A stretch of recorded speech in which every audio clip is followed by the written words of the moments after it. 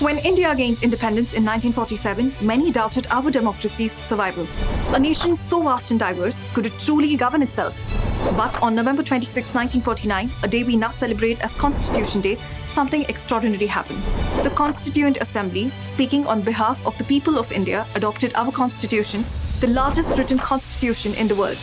Some parts of the Constitution came into effect immediately on November 26, but the full Constitution was brought into force on January 26, 1950, the day India officially became a republic.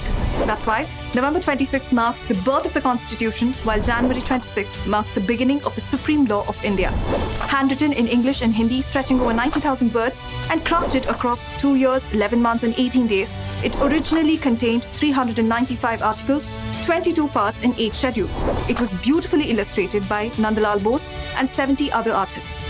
This single document granted us fundamental rights, laid down our fundamental duties, and set the guiding directive principles for our nation. At the heart of this creation stood Dr. B.R. Ambedkar, the chief architect of the Indian Constitution. His vision stood for secularism, democracy, and human dignity.